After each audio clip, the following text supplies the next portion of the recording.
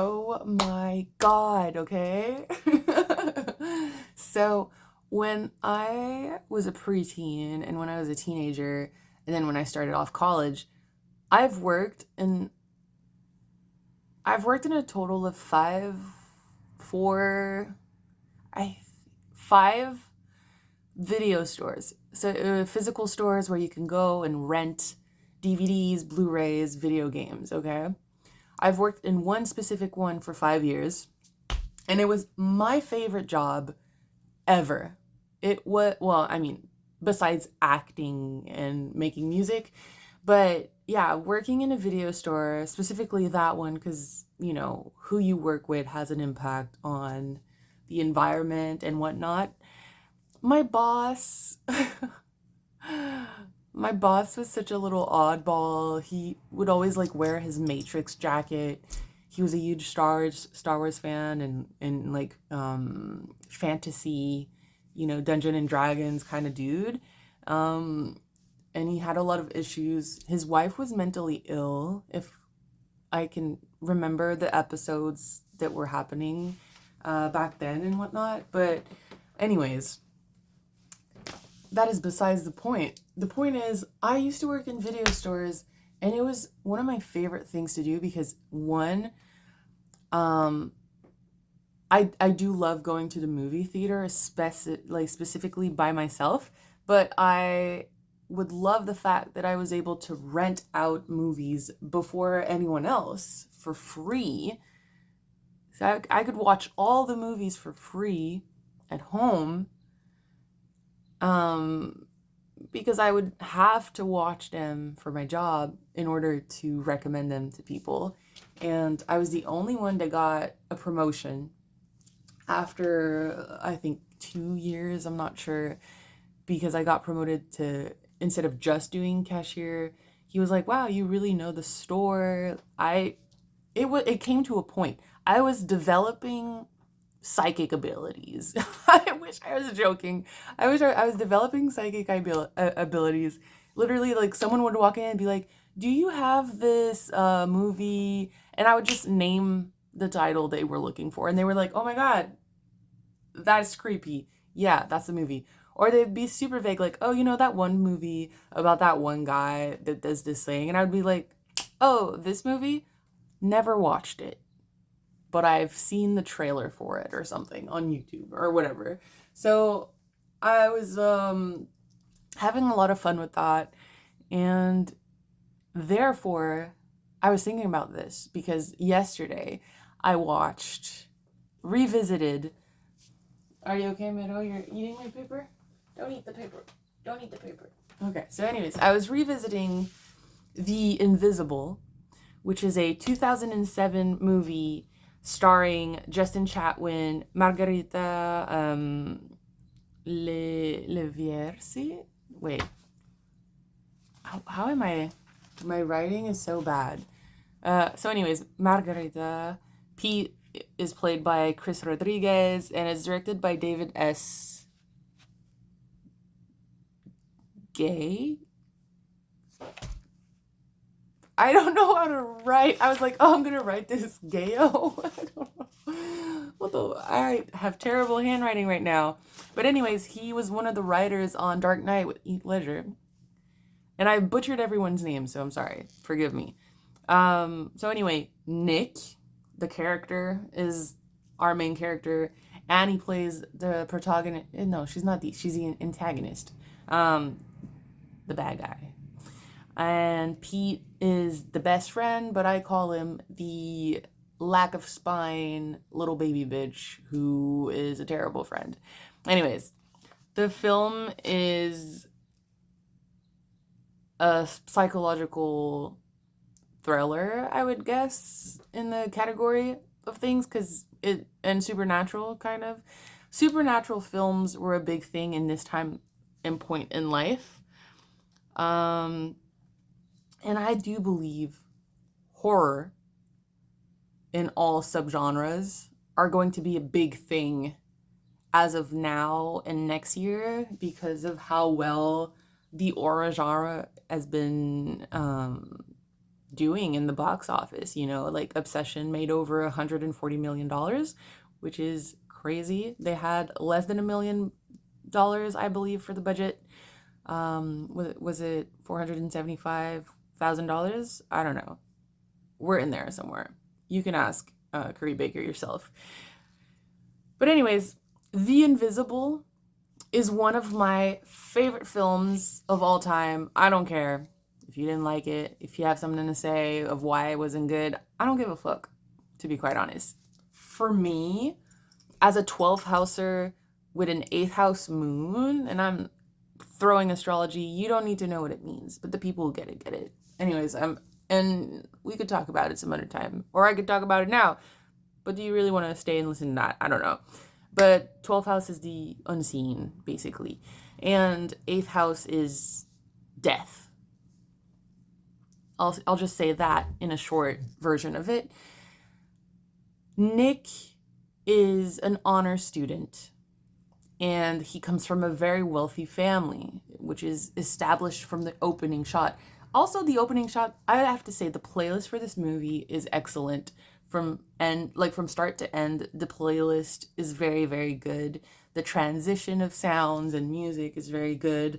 It's not like that clinically, anally clean sound that Netflix has nowadays that kind of takes away from the magic of filmmaking.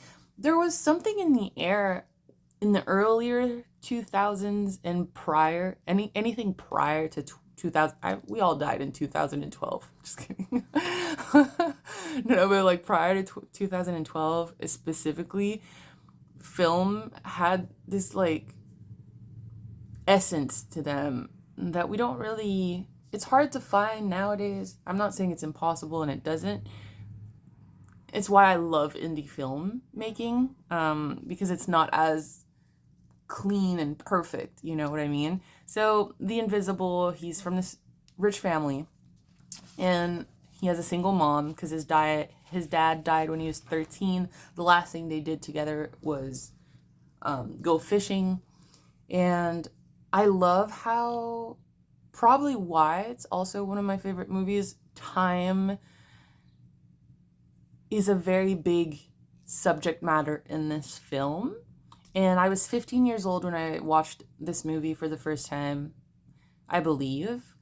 The character Nick is 18, but Justin Chatwin was 25, I believe. I had such a crush on him in this movie specifically. I was just like, oh my God, a nerdy, sassy guy. And at the time being, I believe he was taller than me, which isn't the case anymore, if I'm not mistaken. I no longer have a crush on him, okay? But 15-year-old me, 2007, I was, yeah. And also, Margarita, who plays Annie, is very beautiful. And I think that's why they like kept her with no makeup and put all of her hair in a beanie to give her that kind of like tough look. And then there's a revelation that she's just a girl, you know, later on. But anyways, the movie opens, and immediately we do not realize this is a dream. And he's at this like vapid, empty family meeting for his graduation or birthday or whatever. I think graduation, actually. And he receives a very nice watch. So time is coming into play in this film from the beginning. And you can see that he lives with strangers, basically. Like, his mom is a single mom, but she's a stranger to him. And he's disconnected. There's a disconnection. He doesn't feel connected to these people, which is also coming into play, which is also very interesting. Now, and it's really sad because, you know, Nick is a really good friend for Pete, but the opposite is not real. Like, it's not factual. And he's on his bike, and he, you know, Pete's like, oh, take me with you. You know, Pete wants to run away from his own life. He's not content with his life. But then Nick is like, what money? Do you even have a passport? He's like, no. He's like, I need a, you know, riding buddy anyways. Um, so that happens. Annie is beating the shit out of Pete. And to save himself, he says Nick is the one that ratted you out, which is not true. It was Marcus, which is pretty obvious by pretty obvious by the dynamic they have. So then Nick goes home, and the mom's like, you bought a plane ticket. They called, they said your flight was delayed for 2 hours. You were never going to tell me. She's like really disappointed. That plays with him and his psyche, obviously, and his guilt, and the reason why he didn't want to tell her. There's a revelation that, he did get a watch from the beginning, so he actually did get that watch, and he puts it in his pocket, goes to the party. He's not supposed to be at the party, gets drunk with this girl. He gives her his plane ticket. He's like, you want to go to London? And he's like, you should have fun and, do it, whatever. And then he walks away. Annie and her two bums are like following him with the car. They run him off the road, start beating the shit out of him. They have Pete in the car watching. So Pete is an accomplice at this point. And so obviously Pete is overcome with guilt. He's like, you were supposed to be on a plane. You're not supposed to be here. And then Annie's like, who's the broken one now? And Nick says, you are. And she kicks him into state of, out of consciousness, kind of. So they hide the body, but his watch falls out of the pocket. And when they put him in the thing, he falls like a clock. So like time, again, is being reinforced. Time comes into play. There's an eye twitch, so you can see that he's not dead. She thinks he is. She runs to Marcus. Marcus is like, you're out of control. Like, what are you doing here? Kicks her out. So she like rubs all of his things with blood, and she's like, these are all stolen, by the way. Meaning, don't try me because I'll throw you under the bus as well. And then it shows Nick perfectly fine in class as a spirit, like his out-of-body experience, and no one can hear him, and he's like, what the fuck is going on? And they're all talking shit about him, saying he's pretentious and like blah blah blah, and he's like, is this some kind of joke? And he believes that he's in a dream, so he goes home, tries to shoot himself. It doesn't work. He's like, what the fuck? Until he sees the bird who hits the window, and he realizes that he's still alive. Also sees his mom cry for the first time, most likely. Detectives are on it. And I'm wondering like where they shot this film, because the place where they shot is really giving Portland vibes, kind of. But yeah, the mom's like, something's wrong. Like, the detective says, yeah, but you didn't even know he had a ticket. But she's like, yeah, but he missed a flight. And like, he never goes a night without calling and all that. They find signs of a fight on the road and all that. That's where we find out that he knows Annie. And then Nick starts following Annie around, obviously. What else? I said that. I said this. Oh yeah, the ambulance guy adds stress to the story, because he's just like, he probably has like 2-3 days max until he dies, if depending on his injuries, if he's still alive. Then Pete gets forced by Marcus to move the body, and then like the two guys call Annie because Marcus moved the body and now he wants to get rid of Annie. And so she runs away from the cops, and Nick screams, they're gonna catch you. And she turns around and she's like, never. So he realizes she can hear him. So they're connected. They have a connection, okay? And it's really fucking funny, because when I was watching this movie when I was a kid, I kind of shipped them. I was just like, I kind of low-key hope like kind of hoped for them to end up together, which is pretty fucked up if you mind me. Enemies to lover, literally, okay? You almost killed me, baby. No. um so anyways, all this stuff happens and he's freaking out cuz Pete is overcome with guilt and tries to commit suicide, and then they see each other in the spirit realm and he's like, "Where's my body, Pete? Where's my body?" And Marcus, on his knees, she, contemplates taking his life. She asks where the body is. She's like, "Have a nice life." Doesn't shoot him. Walks away, shoots her from behind. Ironically, because her wound is here and not there. I don't know. But she calls the detective and says the body was moved to the dam, and there's just like an X amount of time before the body gets washed away, okay? So this adds to the stress of like, what the fuck is gonna happen? And basically, like, Nick was like, "I'm dying and you're the only one that can save me." Like, how messed up that is. And oh yeah, I love they use Dead Cat for Cutie in this. I love Dead Cat for Cutie. So like they use "I'll Follow You Into the Dark," which is a classic of Dead Cab. My favorite Dead Cab song is "A Lack of Color." I love Dead Cat for Cutie. When I first watched the OC when it came out, it was revolutionary. It was so good for the indie emo pop punk loving kid that I was. It was such a good time to be alive. Like the soundtracks and the films were so good. Honestly, there was no, and don't come for me, Taylor Swift fans, but there was no Taylor Swift. Like, and this is no hate to Taylor Swift. If you have emotional intelligence, you'll understand what that means. It just means, could we just explore other artists that are not billionaires and encourage the indie scene of like upcoming artists? There are so many good songs that are not being utilized in film that would have such a great impact and add on to the stories.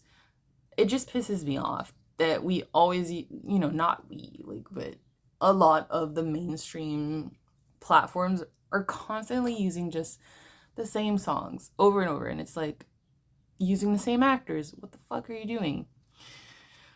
Anyways, Annie goes to his place. She like stalks his room. They see that they have a lot in common. They're kind of like having a soft spot for each other. And yeah, so Annie obviously inevitably discovers that Marcus was the one that betrayed her. She tries to do right. Um, dot, dot, dot. Oh, yeah. And then Annie ends up in the hospital and she's like, "I don't know why, but I can bring him back." And the mom's just like, "No." And she explained that, like, she was in the room and didn't even finish the poem, like, never read one of Nick's poem in entirety, but Nick didn't understand. She was still grieving as well. And so she lets her in. And then there's like this sweet moment between them. She's like, "I just wanted to do one good thing," and dies. So that's really bittersweet. Because Annie wasn't a bad person in itself. It was just like of being an impulsive person, grieving, having an abusive father, being in a chaotic environment, being misunderstood, being around the wrong people. So at the core of things, and what this film shows, her being sweet with her brother and like wanting to do good in the end, it just shows that like she wasn't inherently bad. And it ends with Nick meeting with her little brother Victor and throwing the plane to say, "Hi, Annie," which I'm like, bitch.